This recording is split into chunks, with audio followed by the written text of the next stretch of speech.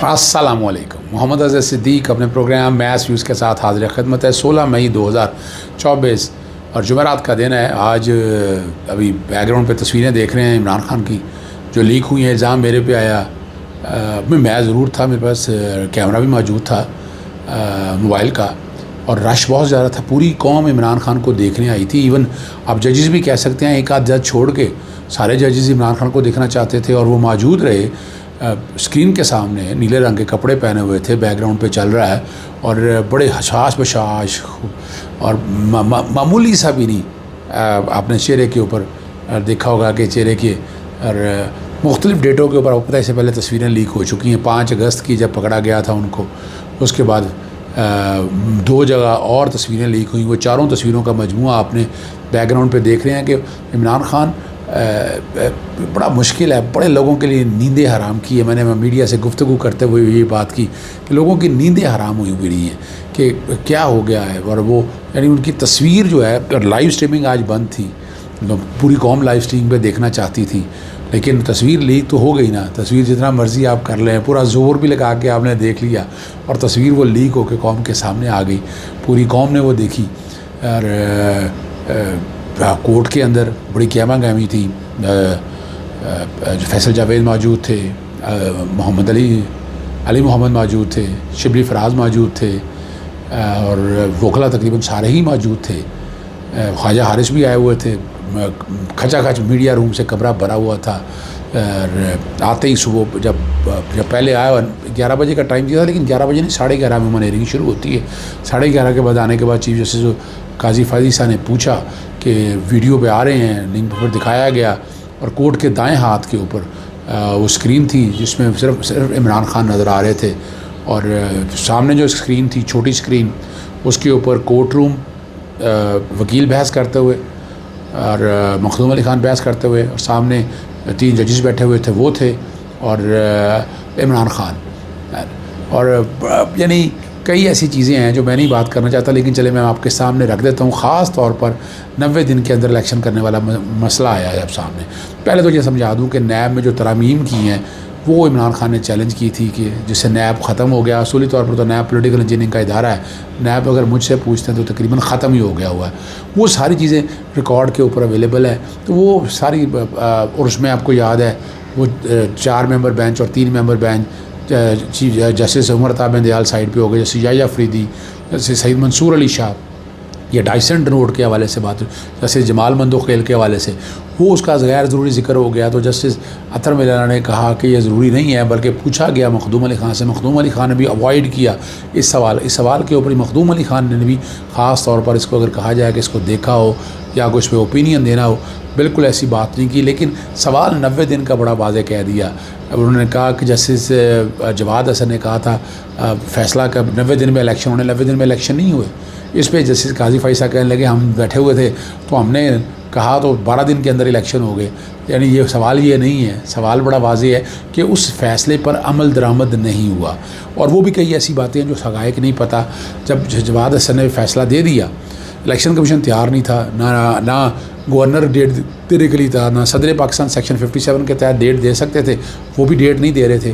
तो अल्टीमेटली मैंने contempt file की थी मैं रिकॉर्ड पे, लेकिन जस्टिस अतर मिल्ला कह रहे थे कंटेम्प्ट पेंडिंग थी। बिल्कुल ऐसा है, रिकॉर्ड की दुरुस्ती के लिए बताता चलूँ, वो कंटेम्प्ट वापस ले ली थी पहले दिन ही। उन्होंने कहा कि वो जजमेंट पे अमल दरामद कर रहे हैं, लेकिन जब इंट्रा कोर्ट अपील फाइल कर दी, कोई स्टे नहीं था, फिर भी अमल दरामद नहीं हो रहा था। फिर मैंने उस वक्त एक और आइनी दरख्वास्त दायर की थी सदर पाकिस्तान को, सेक्शन 57 का मैंने लिखा था और सेक्शन 57 को सामने रखते हुए ये मैंने बात बड़ी वजाहत के साथ की थी कि सेक्शन 57 की इंटरप्रिटेशन क्या थी। सेक्शन 57 में सदर को इख्तियार है कि सदर कह सकते हैं, सदर और यकीनन सदर का इख्तियार था कि डेट देने का। बाद में उन्होंने सेक्शन 57 में तरमीम भी की और वो मैंने चैलेंज की हुई है। आज भी लाहौर हाई कोर्ट के अंदर ये मामला ज़ेर इल्तवा पड़ा हुआ है। ये रिकॉर्ड पर चीज़ें हैं, यानी मैं ऐसी कोई चीज़ नहीं बात कर रहा आपके सामने। मैं आपके सामने वो वाक़यात और हालात रख रहा हूँ जो सामने रिकॉर्ड के ऊपर है। अब ये सारी चीज़ों को जब इकट्ठा करके देखें तो आपको अंदाज़ा हो जाएगा, समझ आ जाएगी हालात क्या हैं। उस वक्त नहीं अमल दरामद हुआ।